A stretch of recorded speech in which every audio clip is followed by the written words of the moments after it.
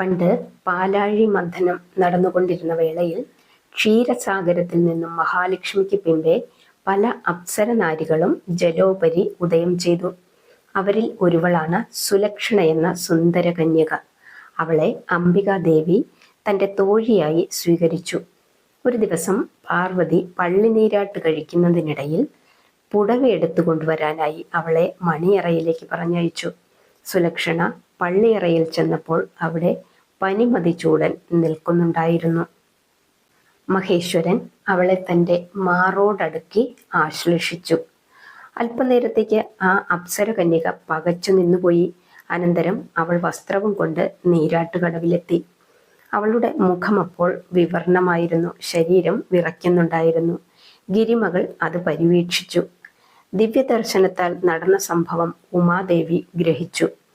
പെട്ടെന്നുണ്ടായ കോപത്താൽ പർവ്വതനന്ദിനി നീ ഒരു മണ്ഡൂകമായി പോകട്ടെ എന്ന് ശപിച്ചു. താൻ നിരപരാധിയാണെന്നും ശാപമോചനം അരുളണമെന്നും അപേക്ഷിച്ചപ്പോൾ ദയാപുരസരം ദേവി നിവദിച്ചു. നീ അജിരേണ ഒരു ഗന്ധർവമാനിനിയുടെ മകളായി പിറന്ന് മണ്ഡൂകത്തിനു പകരം മണ്ഡോദരി എന്ന നാമം ധരിച്ച് ഒരു അത്യുത്തമ സതീരത്നമായി ഭവിച്ച് ഒരു ലോക ജേതാവിൻ്റെ ധർമ്മപത്നിയായി തീരും.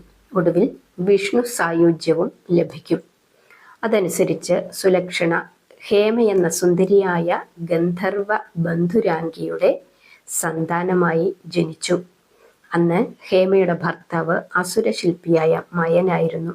മയൻ അവളെ ദേവലോകത്തു നിന്നും തട്ടിക്കൊണ്ടുപോന്നതാണ്.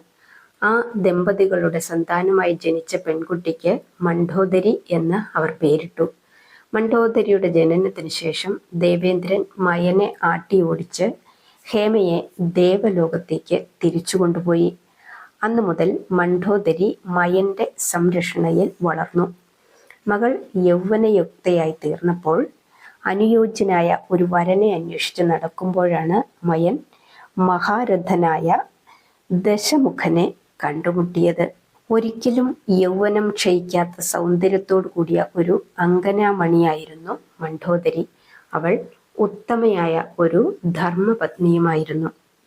അഹല്യ, ദ്രൗപദി, താര, സീത, മണ്ഡോദരി എന്നിവർ ഒരിക്കലും യൗവനം ക്ഷയിക്കാത്ത പഞ്ചകല്യാണികളാണ്.